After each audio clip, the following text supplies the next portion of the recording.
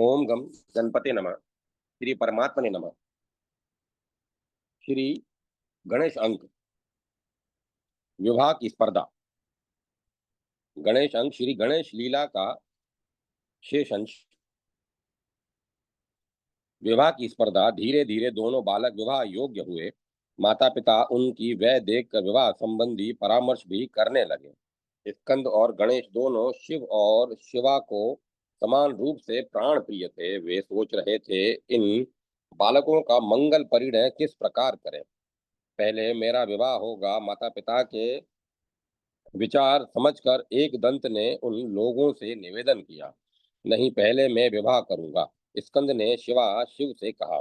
बालकों की इन बातों को सुनकर जगदाधार महादेव और संसार स्वामिनी गिरिजा चकित हुई। फिर एक दिन शिव और शिवा ने अपने दोनों पुत्रों को बुलाकर कहा, बालकों, हमें तुम दोनों प्राण प्राण प्रिय हो। हमने तुम्हारे विवाह के लिए एक शर्त रखी है। तुम दोनों में जो कोई संपूर्ण पृथ्वी का परिक्रमा कर पहले लौट आएगा, उसी का विवाह पहले होगा। माता पिता के वचन सुनकर मयूर वाहन कार्तिकेय संपूर्ण धरित्री की यथाशीघ्र परिक्रमा करने के लिए तत्क्षण मंदरगिरी से धूर्त गति से चल पड़े। मैं क्या करूं, कहाँ जाऊं? परम बुद्धिमान मूषक वाहन लंबोदर वहीं खड़े खड़े सोचने लगे। मैं तो एक योजन भी नहीं चल सकता, फिर इस विशालतम पृथ्वी की परिक्रमा कर पहले कैसे लौट पाऊंगा। फिर संचित मन से सचिंत मन से विचार करने के अनंतर विशाल तुंड ने अपना कर्तव्य निश्चित किया। सर्व सर्प यज्ञोपवित धारी गणेश जी ने स्नान कर शुद्ध वस्त्र धारण किए। परम पूज्य पिता एवं माता जी, पहले आप लोगों के लिए दो सुंदर और पवित्र आसन बिछा दिए हैं। सर्व विघ्नेश ने चंद्रार भूषण शिव एवं करुणामयी माता पार्वती से मधुर वाणी में प्रार्थना की। आप लोग कृपा पूर्वक उस पर बैठकर मेरा मनोरथ पूर्ण करें। आशुतोष एवं सघ फलदायिनी जननी उक्त आसन पर विराजमान हुई। मूषक वाहन गणेश ने उन लोगों की श्रद्धा भक्ति पूर्वक पूजा की और उनके मंगलालय चरण कमलों में बार बार दंडवत प्रणाम किया। फिर वे अपने सर्वाधार एवं सर्वसमर्थ माता पिता की भक्ति विभोर भाव से परिक्रमा करने लगे। खड़रद गणेश बार बार शिव और शिवा के चरण युगल में प्रणाम करते और उनकी परिक्रमा करते जाते। इस प्रकार उन्होंने सर्वेश्वर महादेव एवं सर्वज्ञा माता पार्वती की 7 प्रदक्षिणा पूरी की और हाथ जोड़कर उनका स्तुति किया। फिर कहा, अब आप लोग कृपा पूर्वक मेरा मंगल परिणय शीघ्र कर दीजिए।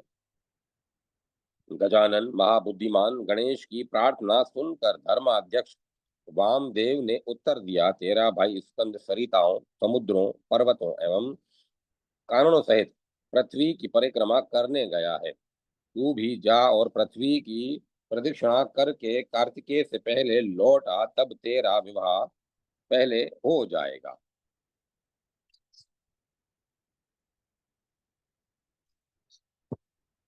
पवित्रतम धर्म मूर्ति माता जी और पिताजी नियम परायण लंबोदर ने कुपित होकर कहा, मैंने संपूर्ण भूमंडल की एक नहीं 7 प्रदक्षिणा कर ली है। अरे लीलाधारी शिवा, शिव ने लौकिक रीति से आश्चर्य व्यक्त करते हुए अपने परम बुद्धिमान पुत्र गणेश से कहा, तूने सप्त द्वीपपति विशाल वसुंधरा की परिक्रमा कब पूरी कर ली? धर्माध्यक्ष पिता एवं परम पावनी माता, मैंने आप लोगों की 7 परिक्रमा पूरी करके निश्चय ही गिरी कर्ण सहित सप्तद्वीपमयी संपूर्ण वसुंधरा की परिक्रमा कर ली है। परम बुद्धिमान एवं ज्ञान मूर्ति महोदरा महोदर ने निवेदन किया, धर्म के संग्रह भूत वेदों और शास्त्रों के ये वचन सत्य हैं या असत्य?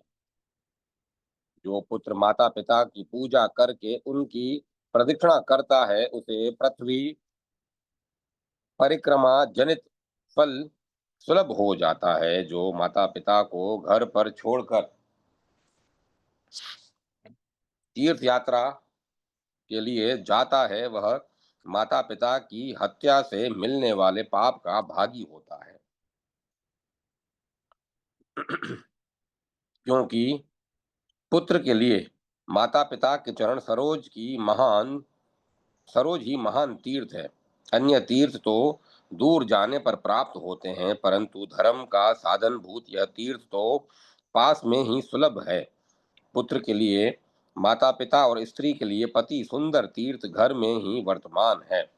बुद्धि राशि विघ्न नायक ने आगे कहा, वेद शास्त्रों के द्वारा निरंतर उद्घोषित वचन असत्य सिद्ध होने पर आप लोगों का वेद वर्णित स्वरूप भी मिथ्या समझा जाएगा। अतएव आप यहाँ तो वेद वचन असत्य कीजिए, अन्यथा शीघ्र ही मेरा विवाह कर दीजिए। आप लोग धर्म विग्रह हैं, अतः सर्वोत्तम निर्णय कीजिए। यथा यथार्थभाषी एवं प्रतिभाशाली विलक्षण पार्वती नंदन के वचन सुनकर शिवा शिव अत्यंत चकित हुए। फिर उन्होंने भालचंद्र गणेश की प्रशंसा करते हुए कहा, बेटा, तू महान आत्मबल से संपन्न है, इसी से तुझ में निर्मल बुद्धि उत्पन्न हुई है। तुमने जो बात कही है वह बिल्कुल सत्य है, अन्यथा नहीं। दुख का अवसर आने पर जिसकी बुद्धि विशिष्ट हो जाती है, उसका दुख उसी प्रकार विनष्ट हो जाता है जैसे सूर्य के उदय होने से अंधकार। वेद शास्त्र और पुराणों में बालक के लिए धर्म पालन की जैसी बात कही गई है, वह सब तूने पूरी कर ली। तूने तो बात की है, पर दूसरा कौन कर सकता है? तूने जो बात की है वह दूसरा कौन कर सकता है? हमने तेरी बात मान ली, अब इसके विपरीत नहीं करेंगे। इस प्रकार के वचन कहकर शिवा शिव ने बुद्धि सिंधु गजवक्त्र को सांत्वना दी और फिर वे गणेश विवाह के लिए विचार करने लगे। गजवक्त्र का परिणय यह संवाद प्रजापति विश्वरूप को विदित हुआ तो उनकी प्रसन्नता की सीमा न रही। उनके दिव्य रूप, यौवन संपन्ना, परम लावण्यवती सुशीला और सद्गुणवती सिद्धि और बुद्धि नामक दो कन्याएं थी। वे सर्वलोकपति शिव के भवन पहुंचे और उन्होंने शिवा और शिव से अपनी पुत्रियों का सर्व पूज्य गणेश के साथ विवाह करने का अनुरोध किया।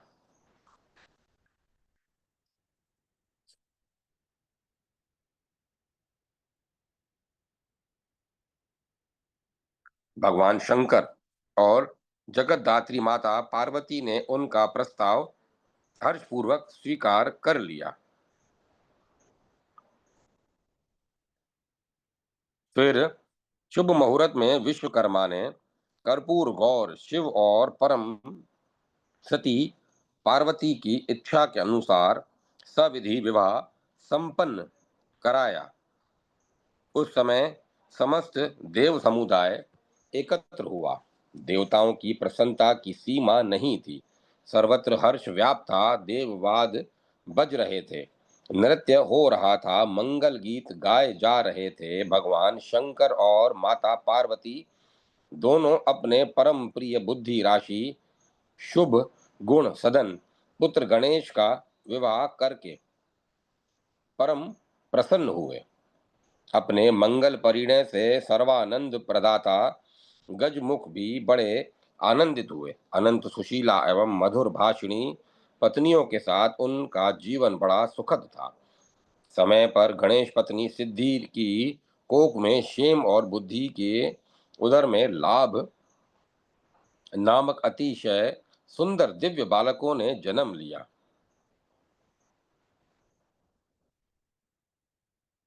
इस प्रकार सर्व कारण कारण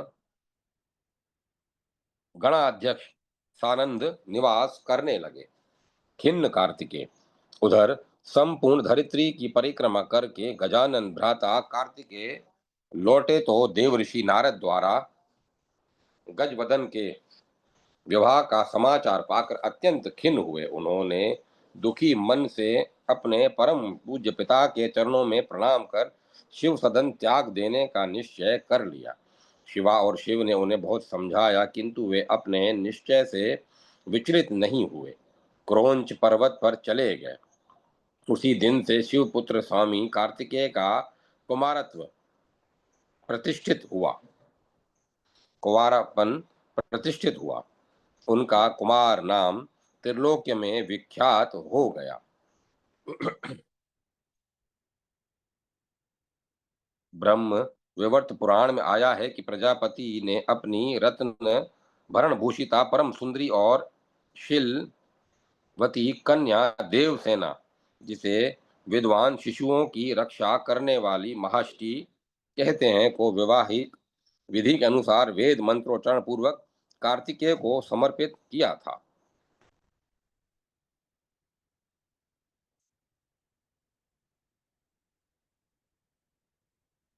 वह नाम उनका कुमार नाम त्रिलोक्य में विख्यात हो गया। वह नाम शुभदायक, सर्व पापहारी, पुण्यमय और उत्कृष्ट ब्रह्मचर्य की शक्ति प्रदान करने वाला है। प्रत्येक कार्तिक पूर्णिमा के पावन अवसर पर देवता, ऋषि, तीर्थ और मुनीश्वर स्वामी कार्तिकेय के दर्शनार्थ क्रोंच पर्वत पर जाया करते हैं। कार्तिक पूर्णिमा के दिन कृतिका नक्षत्र का योग होने पर कुमार कार्तिकेय का दर्शन करने से मनुष्य के सारे पातक धुल जाते हैं और उसकी समस्त कामनाओं की पूर्ति होती है।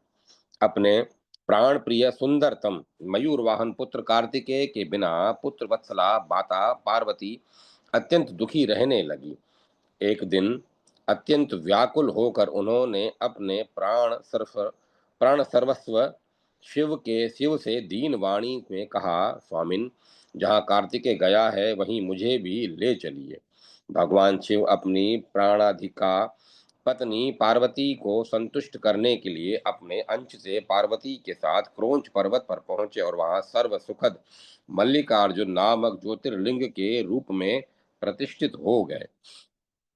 सत्पुरुषों की गति और भक्त वांछा कल्पतरु परम प्रभु शिव आज भी अपनी प्राण प्रिया के साथ वहां विद्यमान है। उधर कुमार कार्तिकेय ने अपने माता पिता के आने का समाचार सुना तो वहां से चल देने का विचार किया, किंतु वे 3 योजन दूर ही गए थे कि देवताओं और ऋषियों ने उनसे रुक जाने की प्रार्थना की। इस कारण दया में कुमार आगे न जाकर वहीं रुक गए। अपने प्राण प्रिय पुत्र कार्तिकेय के स्नेह से विहल शिवाशिव प्रत्येक पर्व पर उन्हें देखने जाते हैं। अमावस्या के दिन करुणामूर्ति कर्पूर गौर और पूर्णिमा के दिन पवित्रतम प्रेम मूर्ति माता पार्वती वहां पधारती हैं। सर्व पूज्य बुद्धि सिंधु गणेश के परम ज्ञान और बुद्धि की परिचायिका इसी प्रकार की कथा पद्म पुराण में इस प्रकार आती है। महिमा मैं मोदक प्राप्ति। एक बार की बात है, अत्यंत सुंदर, अद्भुत, अलौकिक और तेजस्वी गजानन और षडानन के दर्शन करके देवगण अत्यंत प्रसन्न हुए। माता पार्वती के चरणों में उनकी अगाध श्रद्धा हुई। उन्होंने सुधा सिंचित एक दिव्य मोदक माता पार्वती के हाथ में दिया। उक्त दिव्य मोदक को माता के हाथ में देकर दोनों बालक उसे मांगने लगे।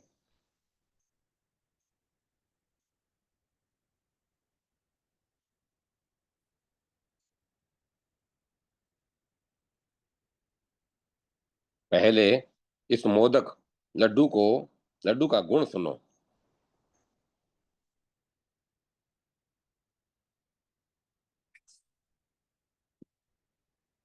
माता ने दोनों पुत्रों से कहा, इस मोदक की गंध से ही अमरत्व की प्राप्ति होती है। निस्संदेह इसे सूंघने या खाने वाला संपूर्ण शास्त्रों का मर्मज्ञ, सब तंत्रों में प्रवीण, लेखक, चित्रकार, विद्वान, ज्ञान विज्ञान विशारद और सर्वज्ञ हो जाता है।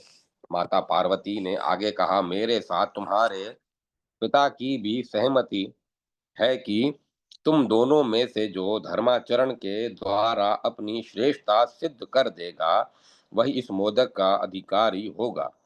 माता की आज्ञा प्राप्त होते ही चतुर कार्तिकेय अपने तीव्रगामी वाहन मयूर पर आरूढ़ हो त्रिलोक के तीर्थों की यात्रा के लिए चल पड़े और मुहूर्त भर में ही उन्होंने समस्त तीर्थों में स्नान कर लिया। इधर मूषक वाहन लंबोदर ने अत्यंत श्रद्धा भक्ति पूर्वक माता पिता की परिक्रमा की और हाथ जोड़कर उनके सम्मुख खड़े हो गए। मोदक मुझे दीजिए। कुछ ही देर बाद स्कंद ने पिता के सम्मुख उपस्थित होकर निवेदन किया, समस्त तीर्थों में किया हुआ स्नान, संपूर्ण देवताओं को किया हुआ नमस्कार, अब सब यज्ञों का अनुष्ठान तथा सब प्रकार के व्रत मंत्र योग और संयम का पालन, ये सभी साधन माता पिता के पूजन के 16वें अंश के बराबर भी नहीं हो सकते। माता पार्वती ने दोनों पुत्रों की ओर देखकर कहा, अतएव यह गजानन सैकड़ों पुत्रों और सैकड़ों गणों से भी बढ़कर है। इस कारण यह देव निर्मित अमृतमय मोदक में गणेश को ही देती हूँ। माता पिता की भक्ति के कारण यह यज्ञादि में सर्वत्र अग्र पूज्य होगा। इस गणेश की अग्र पूजा से ही समस्त देवगण प्रसन्न हो, पिता कर्पूर गौर शिव ने भी कह दिया। माता पार्वती के सर्वगुणदायक पर पवित्र मोदक गणेश जी को ही दिया और अत्यंत प्रसन्नता से उन्होंने समस्त देवताओं के सम्मुख ही उन्हें गणों के अध्यक्ष पद पर प्रतिष्ठित कर दिया। कुशाग्र बुद्धि। दूसरे स्थल पर इसी प्रकार की एक कथा और मिलती है, जिससे गुण गुण निलय गणेश की पितृभक्ति एवं असीम कुशाग्र बुद्धिता का परिचय प्राप्त होता है। वह कथा संक्षेप में इस प्रकार है। एक बार की बात है, चंद्रार्ध भूषण भगवान शंकर ने एक यज्ञ करने का निश्चय किया। उक्त पावन यज्ञ में उन्होंने समस्त देवताओं को निमंत्रण देना आवश्यक था। उक्त पावन यज्ञ में उन्हें समस्त देवताओं को निमंत्रण देना आवश्यक था। उन्होंने यह भार अपने पुत्र कार्तिकेय को दिया, किंतु निश्चित अवधि के भीतर प्रत्येक देवता के समीप जाकर उन्हें आमंत्रण दे देना संभव नहीं था।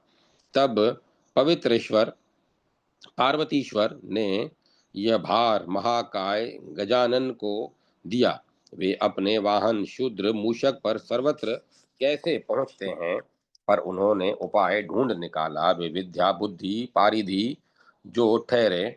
मेरे परम पिता महादेव के पावनतम अंग में समस्त देवता निवास करते हैं। यह सोचकर उन्होंने सर्वदेवमय पशुपति की 3 बार प्रदक्षिणा की और वहीं प्रत्येक देवता को यज्ञ में पधारने का निमंत्रण दे दिया। फलतः समस्त देवताओं को सर्वलोक महेश्वर शिव के यज्ञ की सूचना प्राप्त हो गई और सभी देवता यज्ञ में सम्मिलित होने के लिए ठीक समय पर पहुंच गए। सर्वहितकारी। एक बार की बात है, मनु कुलोत्पन्न राजऋषि श्रेष्ठ राजा रिपुंजय ने अविमुक्त क्षेत्र में कठोर तप प्रारंभ किया। उन्होंने अपने मन और इंद्रियों को वश में कर लिया था। उस वीर एवं क्षत्रिय धर्म के मूर्तिमान विग्रह रिपुंजय नरेश के जप तपश्चरण से संतुष्ट हो प्रजापति ब्रह्मा ने उनके सम्मुख प्रकट होकर कहा, बुद्धिमान नरेश, तुम वनों पर्वतों एवं समुद्रों सहित संपूर्ण वसुंधरा का पालन करो। तुम्हारे धर्मनिष्ठ राज्य से प्रसन्न होकर देवगण सदा तुम्हें स्वर्गीय रत्न और पुष्प प्रदान करते रहेंगे। मैं तुम्हें दिव्य सामर्थ्य प्रदान करूंगा। लोक सृष्टा ने अत्यंत स्नेह पूर्वक तपस्वी रिपुंजय से आगे कहा, नागराज वासुकी अपनी अनुपम लावण्यवती नाग कन्या अनग मोहिनी तुम्हें अर्पित करेंगे, तुम उसे स्वधर्मणी के रूप में स्वीकार कर लेना और उसके साथ धर्म पूर्वक धरा का शासन करना। देवो दास्यन्ति, इस व्यक्तिपति के अनुसार तुम्हारा नाम देवोदास होगा। पितामह, इस विशाल धरणी पर अनेक नरेश हैं। अत्यंत विनय पूर्वक रिपुंजय रिपुंजय नरेश ने विधाता से निवेदन किया, फिर प्रजापालन का आदेश मुझे ही क्यों दिया जा रहा है? तुम धर्म चरण संपन्न आदर्श वीर पुरुष हो। पितामह ने उन्हें प्रेम पूर्वक समझाया, तुम्हारा राज्य धर्म पर आधारित होगा। इस कारण तुम पर संतुष्ट होकर देवराज इंद्र सुवृष्टि करेंगे। सुवृष्टि होगी तो प्रजा धन धान्य से संपन्न रहेगी और धर्म प्राण प्रजा से देवता पितर एवं संपूर्ण प्राणी सुखी रहेंगे। किसी अन्य धर्म विहीन नरेश के द्वारा अनावृष्टि आदि के कारण सर्वत्र दुख दारिद्र्य का साम्राज्य फैल जाएगा। महामान्य पितामह, त्रिलोक्य की रक्षा करने में आप स्वयं समर्थ हैं। रिपुंजय नरेश ने विधाता की स्तुति करते हुए कहा, किंतु आप कृपा पूर्वक मुझे यश प्रदान कर रहे हैं, अतएव आपका आदेश मैं सहर्ष स्वीकार करता हूँ। पर यदि आप मेरा एक निवेदन स्वीकार कर लें तो सोत्साह आपके आज्ञा पालन में मुझे सुविधा रहेगी। राजन, तुम्हें जो कहना हो अवश्य कहो। पद्मोद्भव ने तुरंत कहा, मैं तुम्हारी प्रत्येक इच्छा की पूर्ति करना चाहता हूँ। परम पूज्य पिता, में यदि मैं धरती का शासन सूत्र ग्रहण करूं तो सुर समुदाय स्वर्ग में ही निवास करें, पृथ्वी पर न आए। राजा रिपुंजय ने अपने मन की बात स्पष्ट शब्दों में व्यक्त कर दी। इस प्रकार मैं धरणी का निष्कटक राज्य कर सकूंगा। तथास्तु, सृष्टिकर्ता ने तत्क्षण वचन दिया और वहीं अंतर ध्यान हो गए। मनुष्यों के स्वस्थ और सुखी रहने के लिए आवश्यक है कि देवगण इस पृथ्वी को छोड़कर अमरावती पधारें और वहीं रहें। वे कृपा पूर्वक इस धरती पर न आए। राजा दिवोदास के आदेश से दुंदुभी बजा बजा कर चतुर्दिक घोषणा कर दी गई। नागगण भी वहां नागगण भी यहाँ पधारने का कष्ट न करें। मेरे शासन काल में सुर समुदाय स्वर्ग में और मनुष्य धरातल पर सानंद निर्वाह करें। भगवान शंकर मंदरगिरी के तप से संतुष्ट थे। इस कारण सृष्टिकर्ता के वचनों की रक्षा के लिए वे गिरिराज मंदर पर चले गए। संपूर्ण देवता भी करुणामूर्ति उमापति के साथ वहीं गए। लक्ष्मीपति श्री विष्णु ने भूमंडल के समस्त वैष्णव तीर्थों का त्याग कर दिया और वे भी अपने प्राण प्रिय महादेव जी के पास मंदरगिरी पर जा पहुंचे। पृथ्वी से देवताओं के चले जाने पर परम पराक्रमी राजा देवोदास ने यहाँ निर्द्वंद राज्य किया। उन्होंने काशीपुरी को अपनी राजधानी बनाया और धर्म पूर्वक शासन करने लगे। उनके शासन काल में प्रजा धन धान्य एवं सुख समृद्धि से पूर्ण हो गई। प्रत्येक दिशा में देश उन्नतिशील था। उनके राज्य में अपराध का कहीं नाम भी नहीं था। असुर भी मनुष्य के वेश में राजा देवोदास की सेवा में उपस्थित होते एवं उनकी आज्ञा के पालन में सतत तत्पर रहते थे। धर्मपरायण नरेश दिवोदास के राज्य में सभी नगर एवं ग्राम इति इतियां ये हैं: अतिवृष्टि, अनावृष्टि, चूहा चूहों, टिड्डी एवं पक्षियों द्वारा फसल का खाया जाना, अन्य नरपाल का आक्रमण, संक्रामक रोग, कलह और प्रवास। ग्राम इति भीति से रहित थे। सर्वत्र धर्म की प्रधानता थी, अधर्म का कहीं नाम भी नहीं था। इस प्रकार राजा दिवोदास का शासन करते 80 सहस्त्र वर्ष व्यतीत हो गए। देवताओं का छिद्रान्वेषण। राजा दिवोदास की इस व्यवस्था से कि देवता लोग भूमि छोड़ अपने अपने स्थान में जाकर रहें, काशी का बिछो हो जाने के कारण भगवान शंकर तथा अन्य देवगण दुखी थे और राजा का छिद्र इसीलिए ढूंढ रहे थे कि उनका शासन समाप्त कर दिया जाए। उक्त धर्म प्राण नरेश का छिद्र ढूंढने के लिए देवताओं ने बड़ा प्रयत्न किया, किंतु वे सफल न हो सके। इंद्रादि देवताओं ने तपस्वी नरेश दिवोदास का शासन विफल करने के लिए अनेक बाधाएं उपस्थित की, किंतु नरेश के तपोबल में तपोबल के सम्मुख वे सफल मनोरथ न हो सके। इसके अनंतर भगवान शंकर ने मंदरगिरी से 64 योगिनियों को राजा के छिंद्रान्वेषण के लिए भेजा। वे योगिनियां काशी में 12 मास तक रहकर निरंतर प्रयत्न करने पर भी पुण्यात्मा राजा में कोई छिद्र दोष नहीं पा सकी। राजा पर उनका कोई प्रभाव न पड़ा और वे वहीं रह गई।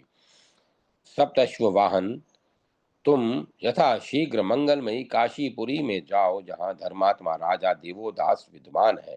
भगवान वृषभध्वज ने श्री सूर्य देव को बुलाकर कहा, राजा के धर्म विरोध से जिस प्रकार वह क्षेत्र उजाड़ हो जाए वैसा करो, किंतु उस राजा का अनादर न करना, क्योंकि वह परम धर्मात्मा और तपस्वी है। आशुतोष शिव की आज्ञा शिरोधार्य करके सूर्यदेव परम पावनी काशीपुरी में गए। वहां बाहर भीतर विचरते हुए उन्होंने राजा में तनिक भी धर्म का व्यतिक्रम नहीं देखा। भगवान सूर्य ने देखा, कहीं किसी मनुष्य में भी कोई छिद्र नहीं देखा। इस प्रकार तिमिरारी लोकचक्षु सूर्यदेव 12 रूपों में व्यक्त होकर महिमामयी काशीपुरी में स्थित हो गए। इनके नाम क्रमशः इस प्रकार हैं: लोलार्क, उत्तरार्क, संभादित्य,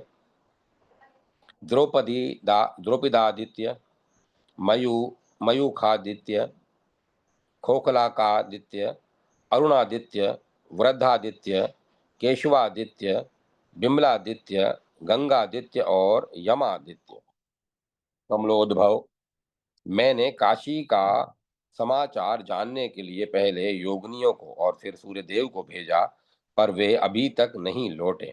काशी को अत्यंत प्रिय समझने वाले भगवान कर्पूर गौर ने ब्रह्मा जी से कहा, अतः अब आप जाइए, आपका मंगल हो। भगवान पार्वती वल्लभ के आदेश अनुसार लोक पितामह वृद्ध ब्राह्मण के वेश में काशी पहुंचे तो उस मनोहरपुरी का दर्शन कर उनका हृदय हर्षोल्लास से भर गया। वृद्ध ब्राह्मण रूपधारी ब्रह्मा राजा देवोदास के समीप पहुंचे। राजा ने उनके चरणों में प्रणाम कर प्रत्येक रीति से उनकी पूजा की और उनका शुभागमन का कारण पूछा। राजा, इस समय मैं यहाँ यज्ञ करना चाहता हूँ। ब्रह्मा ने राजा दिवोदास के धर्म पूर्ण शासन एवं काशी की महिमा का गान करते हुए कहा, और इस कार्य में तुम्हें सहायक बनाना चाहता हूँ। यज्ञेच्छु श्रेष्ठ ब्राह्मण, मैं आपका दास हूँ। धर्म मूर्ति दिवोदास ने विनय पूर्वक निवेदन किया, आप मेरे कोषागार से समस्त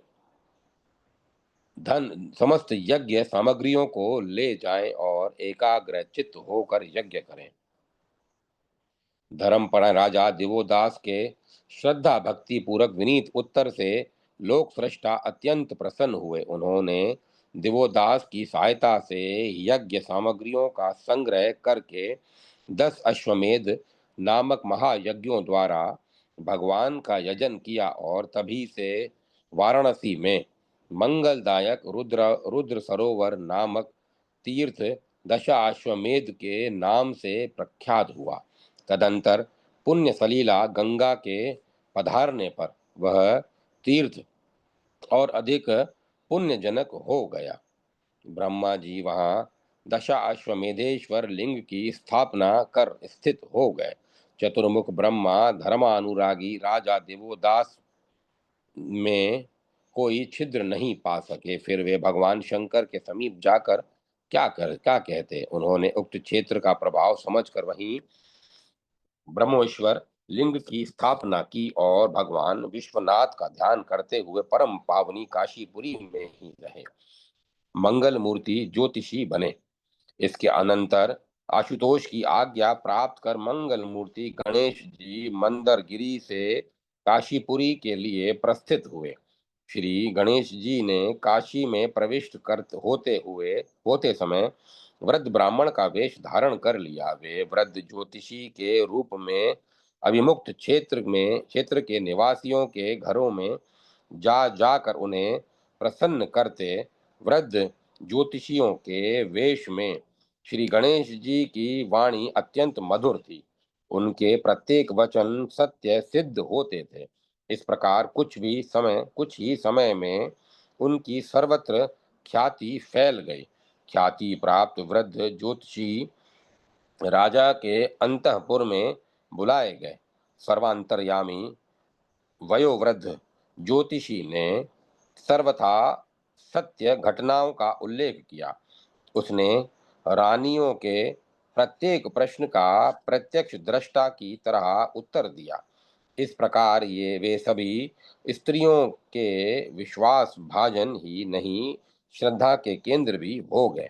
राजन, एक अद्भुत विद्वान एवं वेदों की मूर्तिमान निधि वृद्ध ब्राह्मण ज्योतिषी पधारे हैं। एक दिन राजा दिवोदास की पत्नी लीलावती ने अपने पति से निवेदन किया। वे सद्गुण संपन्न अत्यंत बुद्धिमान ब्राह्मण सुवक्ता हैं, आप भी उनका दर्शन कीजिए। दूसरे दिन धर्मात्मा नरेश देवोदास ने उक्त परम गुणज्ञ वृद्ध ज्योतिषी को अत्यंत आदर पूर्वक बुलवाया। राजा ने वृद्ध ब्राह्मण वेशधारी पार्वती नंदन का यथावत सत्कार किया। मेरी दृष्टि में आप तत्व ज्ञान संपन्न श्रेष्ठ द्विज हैं। एकांत में राजा दिवोदास ने अत्यंत विनय पूर्वक वृद्ध ब्राह्मण ज्योतिषी से निवेदन किया। इस समय मेरा मन जागतिक पदार्थों एवं सभी कर्मों से विरक्त हो रहा है। अतएव आप भली भांति विचार कर मेरे शुभ भविष्य का वर्णन कीजिए। धर्म मूर्ति नरेश, आज के 18वें दिन उत्तर दिशा से एक तेजस्वी ब्राह्मण पधारेंगे। वृद्ध ज्योतिषी ने राजा से कहा, यदि तुम श्रद्धा पूर्वक उनसे प्रार्थना करोगे तो वे निश्चय ही तुम्हें उपदेश देंगे।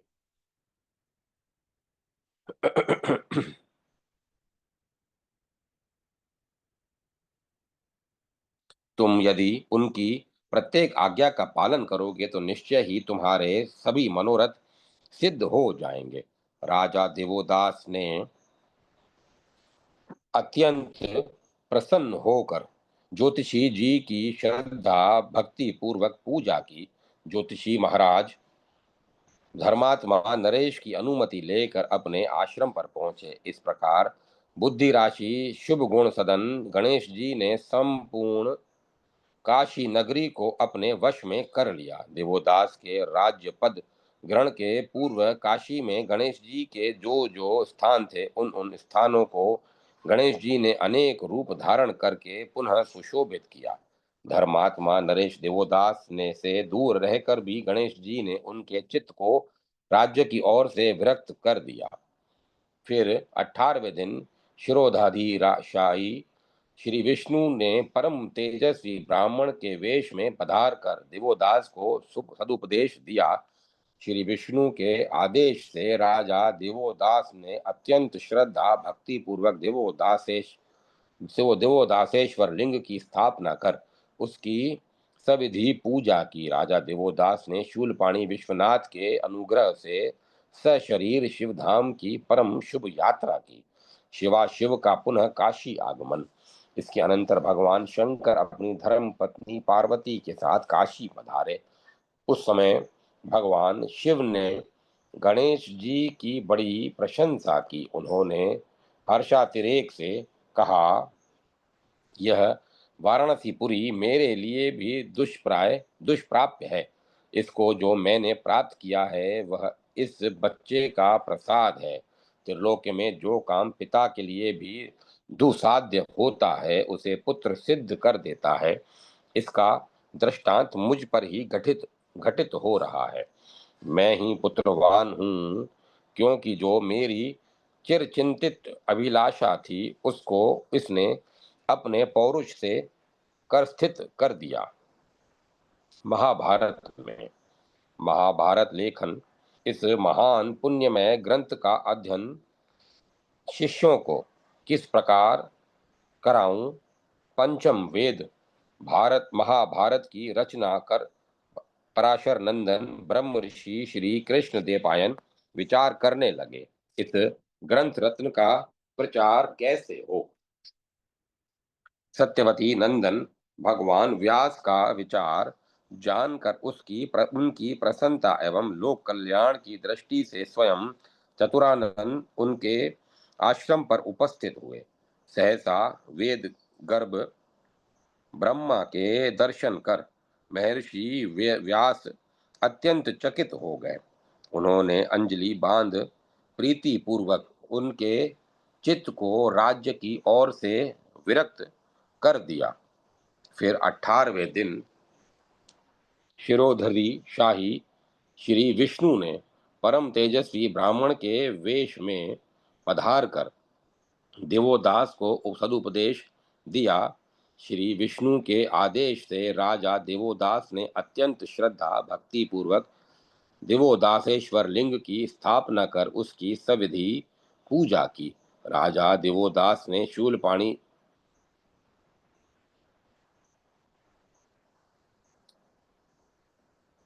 महाभारत लेखन इस महान पुण्यमय ग्रंथ का अध्ययन शिष्यों को किस प्रकार कराऊं। पंचम वेद महाभारत की रचना कर पराशर नंदन ब्रह्म ऋषि श्री कृष्ण देवपायन विचार करने लगे, इस ग्रंथ रत्न का प्रचार कैसे हो। सत्यवती नंदन भगवान व्यास का विचार जानकर उनकी प्रसन्नता एवं लोक कल्याण की दृष्टि से स्वयं चतुरानंद उनके आश्रम पर स्थित हुए। सहसा वेद गर्भ ब्रह्मा के दर्शन कर महर्षि व्यास अत्यंत चकित हो गए। उन्होंने अंजलि बांध प्रीति पूर्वक विधाता के चरणों में प्रणाम कर उन्हें बैठने के लिए पवित्र आसन दिया। वे लोक सृष्टा की ओर हाथ जोड़कर उनके सम्मुख खड़े हो गए। महर्षि व्यास मन ही मन अत्यंत प्रसन्न हो रहे थे। सृष्टा की आज्ञा से निग्रह निग्रहानुग्रह समर्थ व्यास जी उनके सम्मुख दूसरे आसन पर बैठ गए। फिर अत्यंत विनय पूर्वक उन्होंने निवेदन किया, भगवान, मैंने इस संपूर्ण लोकों से अत्यंत पूजित एक महाकाव्य की रचना की है। ब्राह्मण, मैंने इस महाकाव्य में संपूर्ण वेदों का गृहतम रहस्य तथा अन्य सब शास्त्रों का सार सार संकलित करके रख दिया है। केवल वेदों का ही नहीं, उनके अंग और एवं उपनिषदों का भी इसमें विस्तार से निरूपण किया है। और भी जितने लोकोपयोगी पदार्थ हो सकते हैं उन सब का उसकी उसमें इसमें प्रतिपादन किया गया है। परंतु मुझे इस बात की चिंता है कि पृथ्वी पर इस ग्रंथ को लिख सके ऐसा कोई नहीं है। लोक पितामह ने महर्षि व्यास विचरित विरचित महाकाव्य की प्रशंसा करते हुए कहा, मुनिवर, अपने इस काव्य को लिखवाने के लिए तुम गणेश जी का स्मरण करो। लोक सृष्टा ब्रह्मा सदन के लिए लोक सृष्टा ब्रह्म सदन के लिए प्रस्थित हुए। तदंतर सत्यवती नंदन व्यास ने सिद्धि सदन एक दंत गणेश जी का स्मरण किया। स्मरण करते ही भक्त वांछा कल्पतरु श्री गणेश जी महाराज व्यास जी के सम्मुख उपस्थित हो गए। महर्षि व्यास ने अत्यंत आदर और प्रेम पूर्वक उनका अभिनंदन किया। फिर पार्वती नंदन श्री गणेश जी के बैठने पर उन्होंने उनसे अत्यंत आदर पूर्वक निवेदन किया, गणनायक, आप मेरे द्वारा निर्मित इस महाभारत ग्रंथ के लेखक बन जाइए। मैं इसे बोलकर लिखाता जाऊंगा। मैंने मन ही मन इसकी रचना कर ली है। महर्षि व्यास की बात सुनकर बुद्धि राशि श्री गणेश जी ने उत्तर दिया, व्यास जी, यदि लिखते समय क्षण भर के लिए भी मेरी लेखनी न रुके तो मैं इस ग्रंथ का लेखक बन सकता हूँ। यदि मैं लेखनी क्षणम लिखतो वा नावतिष्ठते तदा स्वयं लेखको हवम। आप किसी भी प्रसंग को बिना समझे एक अक्षर भी मत लिखिएगा। व्यास जी ने कहा। ओम कहकर बुद्धि राशि शुभगण सदन अरुण वर्ण श्री गणेश जी ने इसे लिखना स्वीकार कर लिया और उनके अनुग्रह से महाभारत जैसा लोक पावन ग्रंथ रत्न जगत को प्राप्त हुआ। गणेश पुराण। ब्रह्मा द्वारा गणेश पूजा। गणेश पुराण में ब्रह्मा द्वारा गणेश पूजा। गणेश पुराण के उपासना खंड में आता है कि एक बार चतुर्मुख ब्रह्मा के मन में सृष्टिकर्तापन का अभिमान हो गया। इससे उनके सम्मुख इतनी आपदाएं उपस्थित हुई कि वे किंग कर्तव्य विमूढ़ हो गए। अंततः उन्होंने एक दंतधारी गणेश की आराधना की। विधाता के तप से संतुष्ट होकर सौभाग्य नाशन महामना गणेश उनके सम्मुख उपस्थित हुए। चतुरानंद ने सृष्टि के आदि प्रवर्तक परम तेजस्वी सिंदूरारुण गजकर्ण की भक्तिपूर्ण स्तुति की। सुराग्रज ने प्रसन्न होकर उन्हें इच्छित वर प्रदान किया। मूषकारोही गणेश के उस वर के प्रभाव से पद्म योनि ने पुनः सृष्टि रचना प्रारंभ की। विष्णु की गणेश उपासना।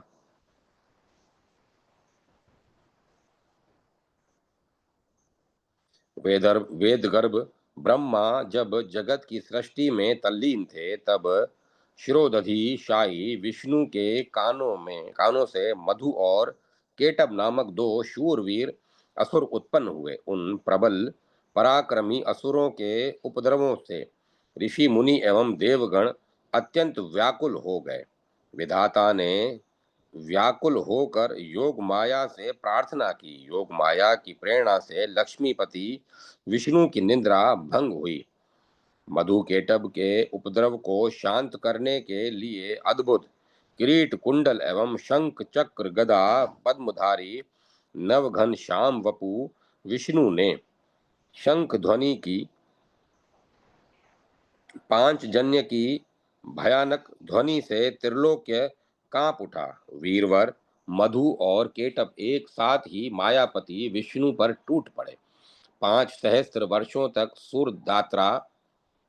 सुरत्राता विष्णु उन दोनों असुरों से युद्ध करते रहे पर उन्हें पराजित न कर सके। तब श्री विष्णु ने संगीतज्ञ गंधर्व का अत्यंत सुंदर रूप धारण कर लिया और दूसरे वन में जाकर वाणी वीणा की मधुर तान छेड़ दी तथा लोकोत्तर श्रुति मधुर गीत गाने लगे। भगवान लक्ष्मीपति का वह गीत सुनकर मृग पशु पक्षी देव गंधर्व और राक्षस सभी मुक्त हो गए।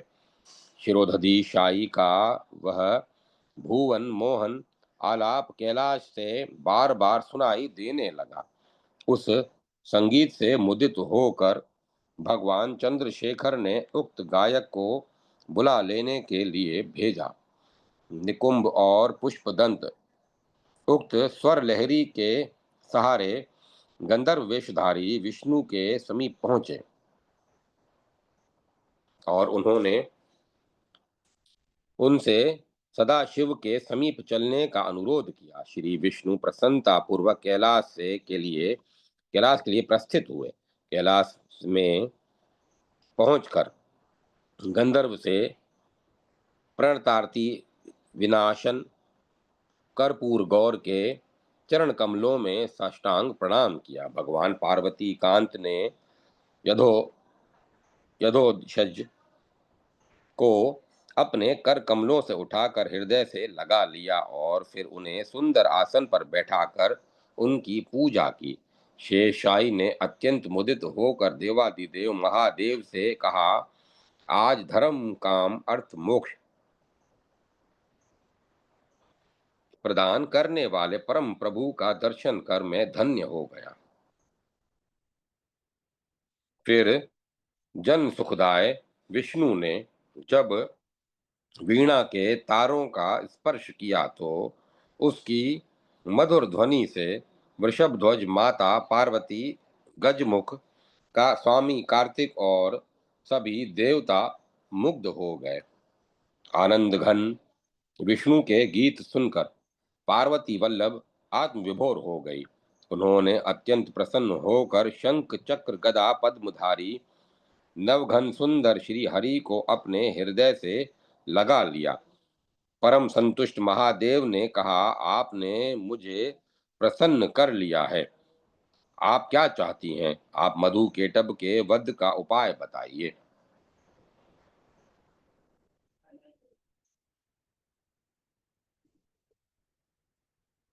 मधु केटब असुरद्वय की उत्पत्ति, उनके उपद्रव एवं उनके साथ अपने युद्ध का वृतांत विस्तार पूर्वक बताते हुए विष्णु ने शिव से निवेदन किया, मैं उन्हें पराजित नहीं कर पा रहा हूँ।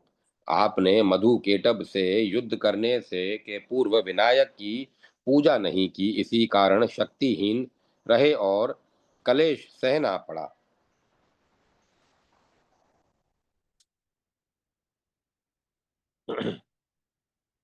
पार्वती पति ने श्री हरि से कहा, आप गणेश की अर्चना कर उन्हें पराक्रमी असुरों से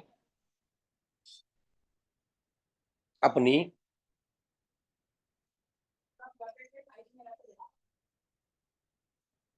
अपनी माया से मोहित कर आपके वश में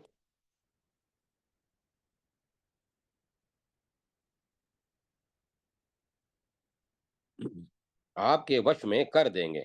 फिर मेरे प्रसाद से आप निश्चय ही उन दुष्टों का संहार करेंगे। श्री हरि के पूछने पर आशुतोष ने उन्हें गणेश का सर्व सिद्धिप्रद महामंत्र प्रदान किया। तब श्री विष्णु ने अत्यंत प्रसन्न होकर देवे शिव के चरणों में प्रणाम किया और प्रख्यात सिद्ध क्षेत्र में पहुंचे। वहां शिरोधधिशायी ने स्नान आदि से निवृत्त होकर मंगल मूर्ति पाशांकुशधारी श्री गणेश का ध्यान कर नाना प्रकार के मनोमय द्रव्यों द्वारा षोडशोपचार से उनका पूजन किया। फिर संयतेंद्रिय होकर उनतानयन उनतानन आदि देव का ध्यान करते हुए वे उनके महामंत्र का जप करने लगे। इस प्रकार लोकपालक विष्णु के 100 वर्षों तक कठोर आराधना करने पर परिकल्प भानन प्रसन्न हो गए। परिकल्भानन प्रसन्न हो गए। फिर कोटि सूर्याग्नि तुल्य परम तेजस्वी इच्छा शक्ति धर गणेश ने श्री विष्णु के सम्मुख प्रकट होकर कहा, मैं तुम्हारे तप से संतुष्ट हूँ। तुम जो कुछ चाहते हो मांग लो, मैं सब कुछ दूंगा। यदि तुमने पहले ही मेरी पूजा की होती तो निश्चय ही तुम्हारी विजय हो गई होती। मधु केटब से युद्ध करते करते थक कर मैं आपकी शरण आया हूँ। श्री हरि ने सर्व संहार करता गणेश की स्तुति कर निज कर्ण मूलोद्भव मधु केटब की निज कर्ण मलोद्भव मधु केटब की दृष्टता एवं अपने युद्ध का हाल बताकर उसे उनसे प्रार्थना की। अब जिस प्रकार उनका वध हो वही कीजिए। मैं मधु केटब का वध कर यश प्राप्त करना चाहता हूँ। इसके साथ ही आप मुझे अपनी दुर्लभ भक्ति भी प्रदान करें। तुमने जो कुछ कहा है वह सब कुछ तुम्हें निश्चय ही प्राप्त होगा। कर्माकल फलप्रद कर्माक्रम फलप्रद आदि देव ने श्री विष्णु से कहा, तुम यश, बल और महान कीर्ति प्राप्त करोगे और कोई विघ्न नहीं होगा। इतना कहकर सिंदूर प्रिय अंतर ध्यान हो गए। श्री हरि ने मधु केटब से युद्ध किया और वे दोनों असुर मारे गए। फिर श्री विष्णु ने प्रसन्न होकर सिद्धि सिद्ध क्षेत्र में विनायक का अद्भुत मंदिर बनवाया और वहां सिद्धि विनायक की प्रतिमा स्थापित की। उस क्षेत्र में सर्वप्रथम श्री हरि ने सिद्धि प्राप्त की। इस कारण उस पवित्र स्थल का नाम सिद्धि क्षेत्र प्रख्यात हुआ। इसी प्रकार कामारी शिव ने भी सर्वद्रष्टा गणेश की उपासना की थी। यह कथा अत्यंत संक्षेप में इस प्रकार है। ओम नमो भगवते वासुदेवाय। ओम नमः शिवाय। ओम नमो नारायण। जय माता भगवती। जय मां जगदम्बे। ओम तत्सत। ओम तत्सत। ओम तत्सत। कथा को विराम दिया जाता है।